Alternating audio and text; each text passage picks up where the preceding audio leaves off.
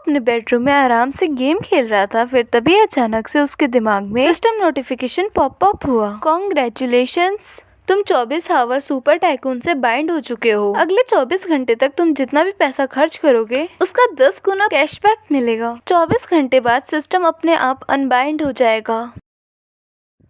इतने ही सुनते उसके दिमाग में 24 घंटे का काउंटडाउन शुरू भी हो गया। उसका दिमाग फुल स्पीड से चलने लगा। अगर सच में मेरे कोई से भी खर्चे पे उसका 10 गुना मुझे मिलेगा तो मैं ये मौका मिस नहीं कर सकता। उसके पास कुल मिला के सिर्फ 2000 युआन ही थे। उसने बिना एक सेकंड गवाए वो सारे पैसे अपने मोबाइल रिचार्ज के लिए डाल दिए। अगले ही सेकंड उसके मोबाइल बैंकिंग ऐप का नोटिफिकेशन आया। 20,000 युआन उसके बैंक अकाउंट में जमा हो चुके हैं। वो ये देखकर शॉक्ड हो जाता है। उसका बैलेंस सीधे 20,024 युआन हो जाता है। वो ये देखकर खुशी से उछल पड़ा। सिस्टम सच में काम कर रहा था। अब तो पैसा कमाना उसके लिए बच्चों का खेल बन चुका था। उसने तुरंत अपने दोस्त के बैंक अकाउंट में 20,000 युआन ट्रांसफर कर दिए। जैसे ट्रांसफर पूरा हुआ वैसे सिस्टम ने उसे 2 लाख युआन का कैशबैक दे दिया। उधर उसके दोस्त ने सिर्फ उसे एक क्वेश्चन मार्क भेजा, पर हमारे मेन कैरेक्टर के पास इतना समय नहीं था कि वो उसका रिप्लाई कर सके। उसने तुरंत वो 2 लाख युआन भी उसके अकाउंट में भेज दिए। अगले ही पल सिस्टम ने उसे 20 लाख युआन का कैशबैक दे दिया। अगले ही पल उसके दोस्त का कॉल आ गया और वो घबरा कर बोलता है, भाई तुझे हुआ क्या है? ये 2,20,000 युआन तेरे पास कहाँ से आए? तू ऐसा कर क्या रहा है जो तेरे पास इतने सारे पैसे आ रहे हैं? उसने जल्दी से कहा, इतने सारे सवाल मत पूछ, मैंने तुमसे पहले 10,000 युआन लिए थे, अब मैं वही तुम्हें वापस कर रहा हूँ। अभी मैं बहुत बिजी हूँ, बाद में बात करते हैं। उसका दोस्त हैरान होकर बोला, कौन 10,000 का कर्ज 2,20,000 दे कर चुकाता है? इतना तो सूदखोर भी नहीं लेते, आखिर तू कर क्या रहा है? लेकिन उसके पास उसकी बातें सुनने तक का भी वक्त नहीं था। वो एक एक करके सभी के कर्जे जितने भी लिए थे वो सबको वापस किए जा रहा था, जिन लोगों से उसने कभी उधार लिया था। साथ ही वो बड़ी बड़ी चीजें खरीदने की प्लानिंग भी कर रहा था, क्योंकि वो जितना ज्यादा बड़ा खर्च करेगा उतना ही उसको बड़ा कैशबैक मिलेगा। उसने सोचा कि एक आम इंसान के पास इतने सारे पैसे खर्च करने के ज्यादा तरीके नहीं होते। अगर उसे इस सिस्टम का फायदा उठाना है तो उसे अपना कैपिटल बढ़ाना होगा, तभी वो आगे और भी बड़े लेवल पर खेल पाएगा। तभी उसने अपने दोस्त को बोला कि मैं कैशबैक वाली बात तुम्हें बाद में समझाऊंगा। मुझे अभी याद आया कि तुम्हारे ऊपर 1 लाख युआन का कर्ज है ना, पहले जाके वो सब चुका दो, ज्यादा देर मत करो। वो बोला, ठीक है मैं जा रहा हूँ, मैं पहले अपने सारे कर्ज निपटा देता हूँ, जब तुम फ्री हो जाओगे तो तब मुझे कॉल करना। इतना कहकर उसने कॉल कट कर दिया और उधर हमारा मेन कैरेक्टर भी अपना 1 सेकंड भी वेस्ट नहीं कर सकता था। उसने सिर्फ 3 मिनट में अपने सारे लोन और क्रेडिट कार्ड के बिल्स के पैसे सारे चुका दिए। उसने 3 लाख युआन खर्च किए और अगले ही पल सिस्टम ने उसे 30 लाख युआन दे दिए। अब उसके बैंक अकाउंट में टोटल 47 लाख युआन थे। उसकी जिंदगी में सिर्फ एक ऐसा ही दोस्त था जिस पर वो आंख बंद करके भरोसा कर सकता था, और बाकी सब मतलब के दोस्त थे। जब उसके पास पैसा नहीं था तो किसी ने उसकी अहमियत नहीं जानी, किसी ने उसकी कदर नहीं की, इसलिए उन लोगों पर एक भी रुपया खर्च करने का उसका कोई इरादा नहीं था। अब ये सवाल था कि वो इतने सारे पैसे अब कहाँ खर्च करे, और उसके दिमाग में तभी एक आइडिया आता है, अगर उसे बहुत जल्दी पैसे उड़ाने हैं तो उसे ऐसी चीजें खरीदनी पड़ेंगी जिसकी कीमत करोड़ों में हो। वो जल्दी से दौड़कर सीढ़ियों से नीचे उतरा और सीधे एक टैक्सी पकड़ी और टैक्सी वाले को बोला, भैया जल्दी से गांधीनगर वाले फरारी शोरूम में चलो। आखिरकार जब आदमी बहुत अमीर बनता है तो वो सबसे पहले घर या फिर लग्जरी कार ही खरीदता है, और उसके लिए तो जितनी बड़ी खरीदारी उसका 10 गुना बड़ा कैशबैक। वो जल्दी से टैक्सी में बैठा और अपना फोन जल्दी से निकाला और एक के बाद एक कई लाइव स्ट्रीमिंग एप्स वो डाउनलोड करने लगा। उसे किसी स्ट्रीमर को देखना नहीं था, उसका मकसद तो था कि वो सब पे पैसा खर्च कर सके। उसने बिना कुछ सोचे समझे उस ऐप पर 40 लाख युआन टॉप अप कर दिए। अगले ही पल सिस्टम ने उसे 4 करोड़ युआन का कैशबैक दे दिया। वो रुका नहीं, उसने तुरंत 60 लाख युआन का टॉप अप कर दिया। तभी सिस्टम ने उसे सीधे 6 करोड़ युआन वापस दे दिए। अब उसके बैंक अकाउंट का बैलेंस बढ़कर 9 करोड़ 47 लाख युआन हो चुका था। इतना पैसा देखकर उसके दिल की धड़कनें तेज हो गई थी, पर वो कोई बेवकूफी नहीं करना चाहता था। अगर वो एक ही ऐप पर बहुत सारा पैसा खर्च करता तो लोगों को शक हो सकता था, इसलिए उसने वही ट्रिक दूसरे लाइव स्ट्रीमिंग प्लेटफॉर्म्स पर आजमाई। हर प्लेटफॉर्म पे वो 1 करोड़ युआन टॉप अप करता गया और हर बार सिस्टम का 10 गुना वाला कैशबैक उसके अकाउंट में सफलतापूर्वक आता गया। उसने तभी टैक्सी ड्राइवर को बोला, भैया आप जितनी तेज गाड़ी चला सकते हो उतनी तेज गाड़ी चलाओ, मुझे बहुत जल्दी है, मुझे जल्दी जाना है वहाँ पर। अगर तुमने मुझे जल्दी पहुँचा दिया तो मैं तुम्हें 5,000 युआन दूंगा। ड्राइवर खुश होकर बोलता है, सर जी सीट सीट बेल्ट बांध दो, आज मैं दिखाता हूँ रेसर किसे कहते हैं। अगले ही पल जो टैक्सी थी वो हवा से बातें करने लगी। उसने तुरंत QR कोड स्कैन करके टैक्सी ड्राइवर को 5,000 युआन सेंड कर दिए। तभी उसी पल सिस्टम ने उसे 50,000 युआन का कैशबैक दे दिया। आधे घंटे से कम समय के अंदर ही उसने कम से कम 30 करोड़ युआन का खर्चा कर दिया था। एक आम इंसान के लिए इतने सारे पैसे पूरी जिंदगी बिताने के लिए काफी होते हैं, लेकिन उसे अभी भी संतोष नहीं था। पर वो सच कहे तो उसको यही नहीं पता था कि उसका आखिरी लक्ष्य क्या है। बस एक ही ख्याल दिमाग में था, वो जितना ज्यादा खर्च करेगा उतना ज्यादा ही अमीर बनता जाएगा। तकरीबन 20 मिनट बाद वो टैक्सी सीधे जाकर फरारी के शोरूम के बाहर रुकी। जैसे वो अंदर गया वैसे ही एक सेल्स वुमेन वहाँ आकर उसको मुस्कुराते हुए बोली, welcome sir, Ferrari sales centre में आपका स्वागत है। क्या आपने कोई मॉडल पहले से पसंद किया है? उसने सिर हिलाकर कहा, नहीं, अभी जो भी यहाँ पे मॉडल यहाँ पे उपस्थित है वो सारे मॉडल्स के बारे में मुझे बस तुम थोड़ा सा बता दो। अगर मुझे पसंद आ गया तो मैं अभी के अभी पेमेंट कर दूंगा। उस सेल्स वुमेन ने उसके कपड़ों पर नजर डाली। मुश्किल से उसके कपड़े 1,000 युआन के ही होंगे। शायद उसे लगा कि वो सिर्फ देखने आया है। फिर वो उसे एक कार के पास ले गई और बोलती है, सर ये फरारी 612 है, इसकी कीमत 57 लाख युआन है। उसने उसकी बात बीच में ही काट दी, इतनी डिटेल की जरूरत नहीं है, ये वाली फरारी पैक कर दो और साथ में कोई दूसरी फरारी भी दिखाओ, मैं वो सब भी खरीद लूंगा। उसकी बात सुनकर उसकी सांस अटक गई। शायद उसे यकीन नहीं हो रहा था ये शायद कोई ऐसे भी कार खरीदता है। उसने बिना रुके कहा, फरारी 812, F12, 599, 488, F90, 458 और FF जो भी उपलब्ध है वो सारी की सारी मुझे चाहिए। वो घबरा कर बोलती है, सर ये सारे मॉडल्स अभी स्टॉक में नहीं है, कुछ दूसरी ब्रांचेस से मंगवाने होंगे। उसने नॉर्मल होके बोला, कोई बात नहीं, कोई दिक्कत नहीं है, बस जो मैंने 7 मॉडल्स के नाम लिए उन सभी को इसमें जोड़ दो, 608 कारों के साथ जोड़ दो, कुल 8 मॉडल्स हो गई। कस्टमाइजेशन की भी चिंता मत करो, हर कार का सबसे टॉप वेरिएंट चूज करो और कलर सिर्फ रेड और ब्लैक रहेगा। अब तुम मुझे सारा टोटल अमाउंट बताओ क्योंकि अभी मुझे बहुत जल्दी है। सेल्स वुमेन ने जल्दी से कैलकुलेटर उठाया और बिना कुछ कहे वो तेजी से हिसाब लगाने लगी। फिर कुछ देर बाद वो आकर कहती है, सर ये सिर्फ कारों की कीमत नहीं, कस्टमाइजेशन, इंश्योरेंस, बाकी सारे चार्जेस मिलाकर इसकी टोटल अमाउंट कुल 5 करोड़ 35 लाख युआन बनते हैं। उसके कार्ड में लगभग 30 करोड़ युआन पड़े थे। उसने कार्ड निकालते वक्त कहा कि मेरे पास बार बार कार्ड स्विप करने का टाइम नहीं है, एक ऐसा काम करो कि यही पैकेज 4 बार फिर से बना दो, यानी कुल 5 सेट। उसकी बात सुनते ही वो सेल्स गर्ल वहीं पर सन्न रह गई। उसने बहुत सारे लोगों को फरारी खरीदते हुए देखा होगा पर उसकी तरह आज तक उसने कभी नहीं देखा होगा जो सब्जियों की तरह फरारी खरीद रहा हो। उसने फिर पूछा, वैसे ला फरारी है क्या? वो हल्की सी मुस्कुराई और बोली, सर ला फरारी लिमिटेड एडिशन है, वो तो पहले ही पूरी दुनिया में शेल्ड हो चुकी है। ला फरारी नाम मिलने का उसे थोड़ा ज्यादा अफसोस हुआ तो पर उसने थोड़ा ज्यादा सोचा नहीं। उसने मुस्कुरा कर बोला, कोई बात नहीं, जो है वही सही, कार्ड स्वाइप कर दीजिए। आमतौर पे बैंक कार्ड स्विप करने की एक लिमिट होती है, लेकिन उसके पास तो 24 हावर सुपर टाइकून सिस्टम था। इस सिस्टम के सामने सारी दुनिया के नियम बेकार थे। उसने बैंक की लिमिट को भी एक पल में नजरअंदाज कर दिया। अगले सेकंड पेमेंट सक्सेसफुल होने की आवाज सुनाई दी। ये सब देखते ही उसके सामने खड़ी सेल्स गर्ल की आंखें चमक उठी। वो उसे ऐसे देख रही थी जैसे कि कोई उसे खजाना मिल गया हो। वैसे भी फरारी जैसे शोरूम में हर रोज इतने बड़े ग्राहक नहीं आते, इसलिए वहाँ के आसपास की स्टाफ गर्ल भी वहाँ पर आ जाती हैं और पूरा झुंड बनाकर इकट्ठा हो जाती हैं। जो साधारण कपड़े वो पहन के आया था वही उन लोगों के लिए लो प्रोफाइल वाले अरबपति की पहचान बन गई। उसने अभी अभी 20 करोड़ युआन से भी ज्यादा खर्च किए थे तो सिस्टम ने उसे तुरंत 267 करोड़ का कैशबैक दे दिया। पुराने बैलेंस को मिलाकर अब उसके पास 270 करोड़ से भी ज्यादा रुपए हो चुके थे। उसने एक एक कर उन 40 फरारियों के डॉक्यूमेंट्स पे साइन करना स्टार्ट कर दिया। चारों तरफ सेल्स स्टाफ उसके इर्द गिर्द घूम रहे थे। कोई उससे आकर पूछ रहा था, सर पानी लोगे? कोई पूछ रहा था, सर चाय लोगे? और कोई बार बार उससे पूछ रहा था कि आपको कुछ और चीज की तो जरूरत नहीं है। इतना ही नहीं, शोरूम का मैनेजर खुद आकर उसकी सेवा करने लगा। वो उसके साथ इतनी इज्जत से पेश आ रहा था जैसे कि वो उसका सबसे खास मेहमान हो। सारे कागज पूरे होने के बाद मैनेजर ने विनम्रता से कहा, मिस्टर गू, मैं आपको एक बात बता दूं, ये सारे कार्स को डिलीवरी होने में 6 महीने लग जाएंगे। उसने बोला, कोई दिक्कत नहीं, जैसे जैसे कारें तुम्हारे पास आती जाएं वैसे वैसे तुम लोग मेरे पास भेजते जाना, मैं इंतजार कर सकता हूँ। उसकी ऐसी बात सुनते ही सेल्स गर्ल ने एक राहत की सांस ली। आखिर ये 20 करोड़ युआन से भी ज्यादा का ऑर्डर था। शायद वो खुद भी नहीं सोच पा रही थी कि उसे इस बड़ी डील से कितनी ज्यादा बड़ी कमीशन मिलने वाली है। उसके चेहरे की खुशी साफ बता रही थी कि उसकी जिंदगी बदलने वाली है।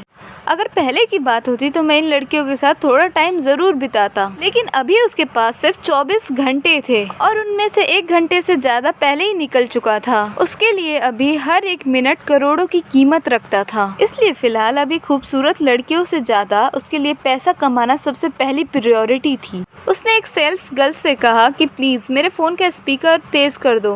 वो तुरंत बोली जी सर। फिर उसके बाद उसने फोन रिसीव किया। हेलो, क्या मैं मिस्टर ग्यू से बात कर रहा हूँ? फिर हमारा मेन कैरेक्टर जवाब देता है, हाँ मैं ही बोल रहा हूँ। आप कौन? उस तरफ से आवाज आई, हेलो मिस्टर गू, मैं कमर्शियल बैंक का प्रेसिडेंट मिस्टर किंग युआन सान बोल रहा हूँ। अभी आपके डेबिट कार्ड से 270 करोड़ युआन का बहुत बड़ा ट्रांजेक्शन हुआ है। ये हमारे बैंक में रिकॉर्ड हुआ है। आपके बैंक में जमा इतनी बड़ी राशि को देखते हुए हमें आपको हमारा डिस्टिंग्विश्ड वीआईपी कस्टमर बनाने का सौभाग्य प्राप्त हुआ है। इस स्टेटस के साथ आपको कई सारी स्पेशल सुविधाएं और कई सारे स्पेशल बेनिफिट्स मिलेंगे। हालांकि उसका फोन नॉर्मल मोड पे था, पर उसका स्पीकर इतना तेज था कि वो की आवाज पूरे शोरूम में गूंज उठी। प्रेसिडेंट की सभी ने बात सुन ली और एक पल में वो पूरा शोरूम शांत हो गया। सेल्स गर्ल से लेकर मैनेजर तक सब लोग उससे शॉक्ड होकर देखने लगे। उनके दिमाग में सिर्फ एक ही सवाल घूमे जा रहा था, आखिर इस इंसान के पास कितना पैसा है? जिस सेल्स गर्ल्स ने उसे कारें दिखाई थी वो तो पूरी तरीके से शॉक्ड हो गई थी। उसे कुछ देर पहले 20 करोड़ युआन का ऑर्डर ही दुनिया की सबसे बड़ी डील लग रही थी, लेकिन अब उसने जब 267 करोड़ युआन के ट्रांजेक्शन की बात सुनी तो उसकी सोच ही बदल गई।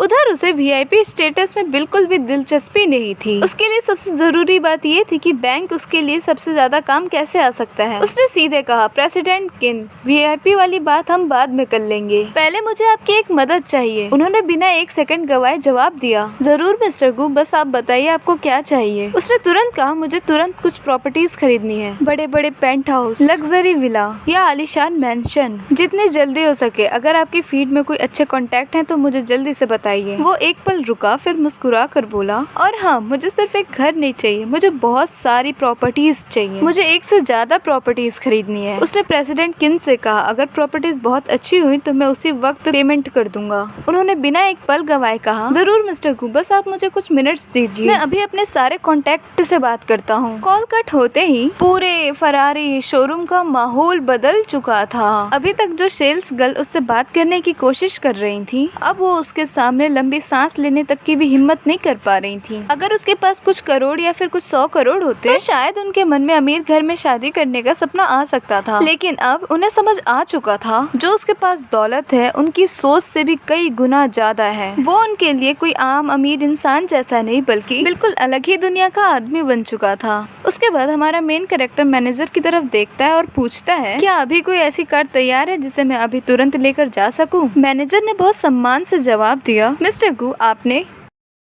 आपने सभी कारों के लिए कस्टम कॉन्फ़िगरेशन चुना है, इसलिए सबसे जल्दी डिलीवरी आज दोपहर 3 बजे तक हो पाएगी। उसने सिर हिलाया और बोला, ठीक है, 3 बजे जो भी कार सबसे पहले तैयार हो जाए तो मुझे तुरंत कॉल कर देना, और हाँ, कार का टैंक पूरा फुल करवा देना, नंबर प्लेट कोई सी भी नॉर्मल लगा देना, मुझे उससे कोई फर्क नहीं पड़ता। मेरे पास अभी और भी जरूरी काम है, मैं चलता हूँ। मैनेजर और पूरा सेल्स स्टाफ उसे बाहर तक छोड़ने के लिए आया। वो जैसे ही शोरूम से बाहर निकला उसी वक्त प्रेसिडेंट किंग का फोन आ गया। हेलो मिस्टर गू, मैंने अभी सारे संबंधित लोगों से बात कर ली है। इस समय बहुत सारे लोग अपनी लग्जरी प्रॉपर्टी बेचने के लिए रेडी हैं। अब आप बताइए आगे क्या व्यवस्था करनी है। उसने तुरंत कहा, आपका बैंक कहाँ है? आप मेरे लिए वहाँ पर एक मीटिंग अरेंज कर दीजिए। अभी तो दोपहर के 12 बजे हैं, अगर आपसे हो सके तो उन सभी लोगों को 3 बजे तक बुला लीजिए।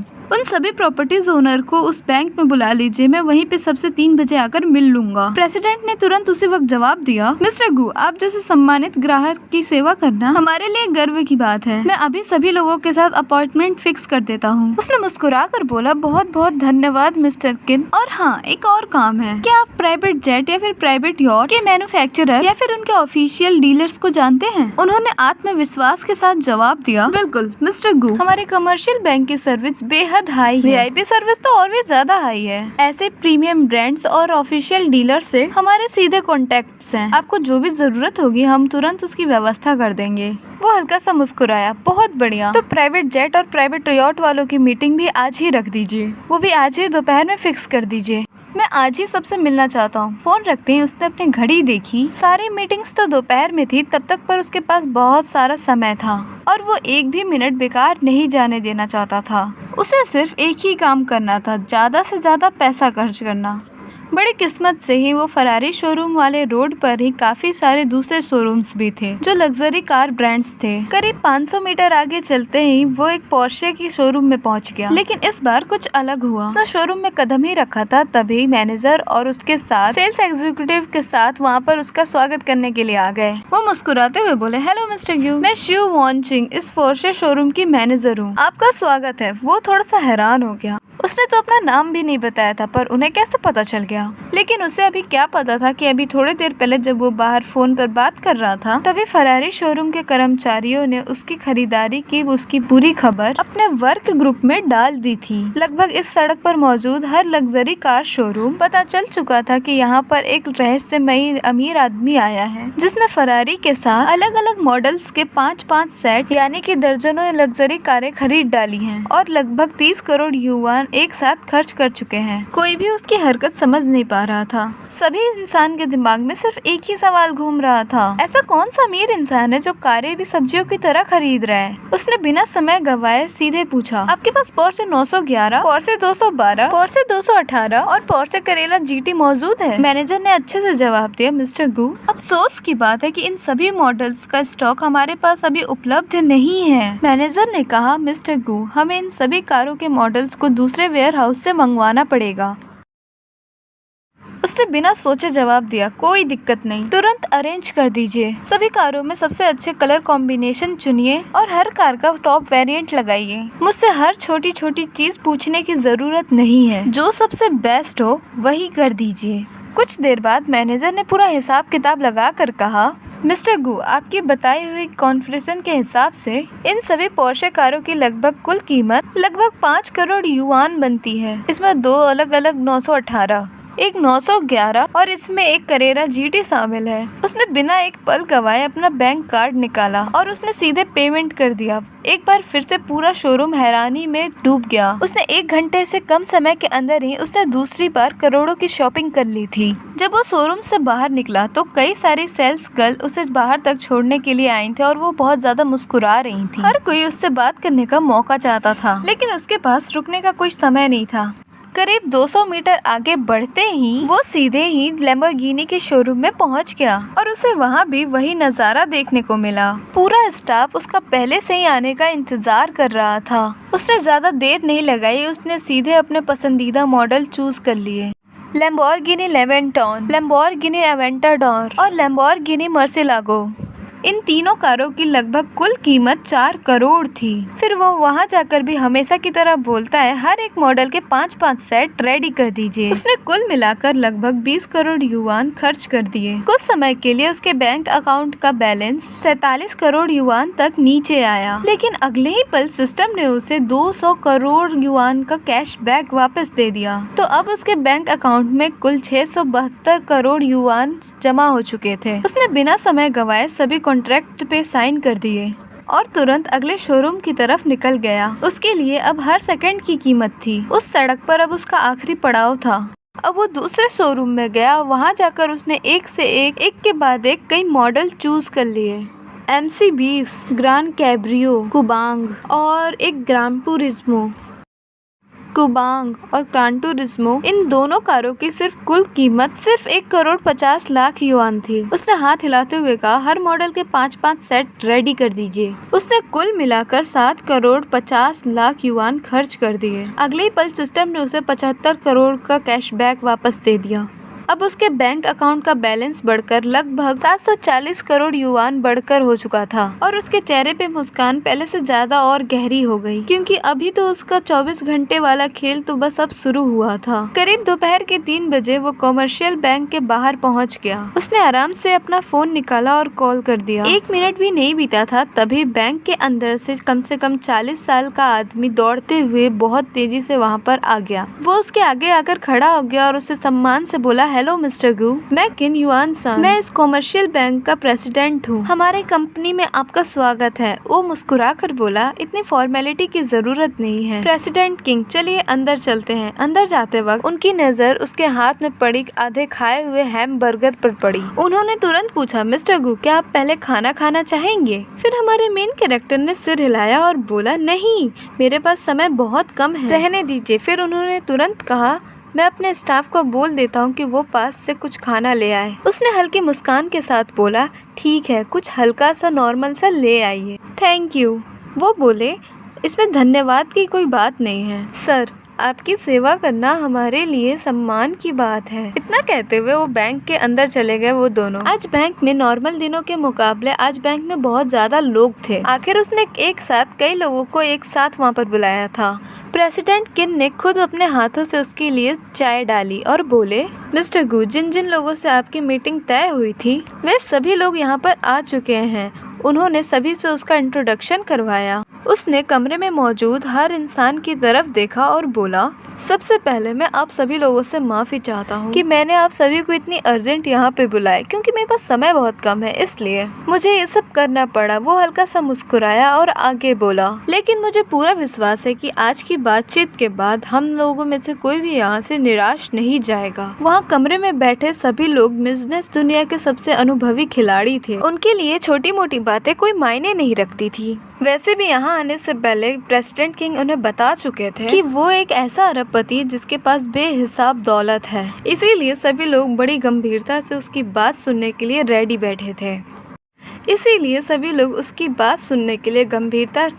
बैठे थे। उसने बिना समय गवाए सीधे मुद्दे पर आते हुए कहा, सबसे पहले प्रॉपर्टी डील्स शुरू करते हैं। उसने सामने बैठे लोगों की तरफ इशारा किया, आप सब अपने अपने तैयार किए हुए सारे डॉक्यूमेंट्स मुझे दे दीजिए। उसकी बात खत्म होते ही वहाँ मौजूद सातों लोग उसे अपनी अपनी डॉक्यूमेंट्स देने लगते हैं। अपनी अपनी प्रॉपर्टीज की पूरी फाइलें और दस्तावेजें उसके सामने रखने लगते हैं। उसके सामने कुल मिलाकर 30 से भी ज्यादा प्रॉपर्टीज की फाइलें रखी हुई थी।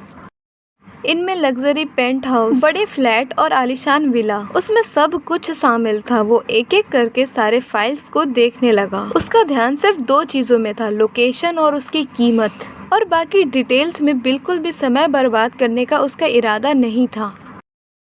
ये सारी प्रॉपर्टीज शेनचेन के सबसे मशहूर और प्रीमियम प्रोजेक्ट में थी, जिनकी कीमतें इतनी ज्यादा थी कि कोई आम इंसान उनके बारे में कभी सोच तक नहीं सकता था। अगर हम सिर्फ एक बड़े फ्लैट की बात करें तो सबसे सस्ता फ्लैट भी 2 लाख युआन प्रति स्क्वायर मीटर से शुरू हो रहा था, और सबसे छोटा फ्लैट भी 230 मीटर स्क्वायर से भी बड़ा था। तब से हमारा मेन कैरेक्टर लगातार 1 घंटे से वो फाइलें देखता रहा। वो एक एक करके बारीकी से उसे सबको देखे जा रहा था। जब उसने सिर उठाया तब उसने देखा कि उसके सामने खाना रखा हुआ था, साधारण सा चावल और कुछ सब्जियां। शायद प्रेसिडेंट किन ने ही उसके लिए वो सब मंगवाया था। उसने फाइलें बंद की और सभी की तरफ देखते हुए कहा, अगर मैं आप सभी से आप लोगों की प्रॉपर्टी खरीदूं तो मुझे एक्स्ट्रा डिस्काउंट और कोई न्यू बेनिफिट क्या मिलेगा? उसकी ऐसी बात सुनते ही सभी लोग एक दूसरे की तरफ देखने लगे। उसके बाद फिर सभी ने एक एक कर अपने अपने ऑफर्स बताना शुरू कर दिए। लगभग ज्यादातर कंपनी से मिलने वाले फायदे लगभग सेम ही थे। 3 साल तक मेंटेनेंस फीस पूरी तरीके से माफ, 3 साल तक यूटिलिटी और हीटिंग चार्जेस फ्री, और एक परमानेंट पार्किंग स्पेस भी फ्री, और अगले 3 सालों में 10 बार पूरे घर की डीप क्लीनिंग की जाएगी, वो भी पूरी मुफ्त। तभी हमारे मेन कैरेक्टर ने मन ही मन उन सभी का पूरा हिसाब लगाया। वहाँ पर सबसे सस्ता और लग्जरी फ्लैट लगभग 4 करोड़ 60 लाख युआन का था, जबकि सबसे महंगे आलीशान विला की कीमत सीधे 80 करोड़ युआन तक पहुँच रही थी। उसने फाइलों पर एक आखिरी नजर डाली और मन ही मन उसने फैसला कर लिया कि अब ये अगला कदम ऐसा ही जिसकी किसी ने कल्पना भी नहीं की होगी। उसने सभी फाइलों का हिसाब लगाया। कुल मिलाकर 32 प्रॉपर्टीज थी, जिसमें 7 आलीशान विला और 25 लग्जरी फ्लैट्स थे। इन सभी की कुल कीमत लगभग 430 करोड़ युआन बन रही थी। उसके अकाउंट में पहले से 740 करोड़ युआन शामिल थे, इसलिए उसे इतनी बड़ी रकम देखकर फिर भी थोड़ी सी भी टेंशन नहीं हुई, बल्कि वो अंदर ही अंदर खुश हो गया था, क्योंकि इस डील के दौरान सिस्टम उसे 4300 करोड़ युआन टन का कैशबैक देगा। हाँ, मुझे पता है कि रकम बहुत बड़ी थी, इसलिए सिस्टम उसे कई किश्तों में वो पैसे लौटाने वाला था। इसलिए सिस्टम एक बार में पैसा भेजने के बजाय कई किश्तों में पैसा देगा, मतलब ट्रांसफर करेगा। और उधर सामने बैठे सभी प्रॉपर्टी एजेंट्स अभी भी हैरान थे। वो इतनी जल्दी में आए थे कि उन्होंने सिर्फ प्रॉपर्टीज की फाइल ही लिया था। उन्हें बिल्कुल भी उम्मीद नहीं थी कोई इंसान बस फोटो देख के ही वो सारी प्रॉपर्टीज खरीद लेगा। इसलिए उन सभी के पास असली कॉन्ट्रैक्ट के पेपर्स ही नहीं थे। अगर होते तो वो लोग भी अपने कुछ और चीजें भी उसे बेच सकते थे, लेकिन इसमें भी कोई समस्या नहीं थी। उन लोगों ने तुरंत कॉल किया और सारे ओरिजिनल कॉन्ट्रैक्ट मंगवा लिए। उसने फिर अपनी नजर बगल में बैठे 3 प्राइवेट यॉट के कंपनियों के प्रतिनिधियों पर घुमा ली। उसने उन लोगों से पूछा, क्या आप सभी के पास भी ओरिजिनल डॉक्यूमेंट्स रेडी है ना? वो तीनों ही खड़े हो गए और अपनी कंपनी की सारी फाइलें उसके सामने अपने हाथों से ओपन कर दी और उसके सामने रख दी। उसने एक एक डिजाइन ध्यान से देखा और उसके बाद मुस्कुरा कर बोला, ये तीनों यॉट मुझे पसंद है, ये तीनों ही मैं खरीद रहा हूँ। वो थोड़ी देर और रुका और आगे बोला,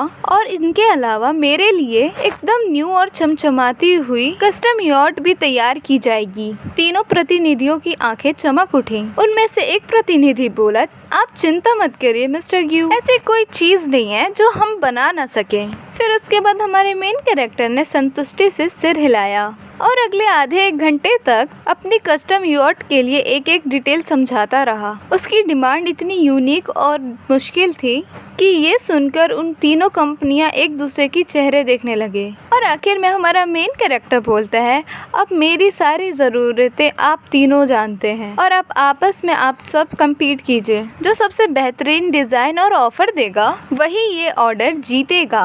उसी वक्त प्रॉपर्टीज के ओरिजिनल सर्टिफिकेट भी बैंक पहुंच गए। तभी हमारे मेन कैरेक्टर ने बिना 1 सेकंड गवाए उन सभी पर साइन करना शुरू कर दिया और साथ ही उसने उन सभी तीनों कंपनियों को सोचने का समय भी दे दिया था। लेकिन अभी उसका काम खत्म नहीं हुआ था। उसने तुरंत सामने रखी हुई प्राइवेट जेट की फाइलें अपनी तरफ तुरंत खींच ली, डीलर्स की फाइलें अपनी तरफ खींच ली, क्योंकि वो आज सिर्फ अमीर ही नहीं बन रहा था, वो अपनी पूरी लग्जरी दुनिया एक ही दिन में कंप्लीट कर रहा था।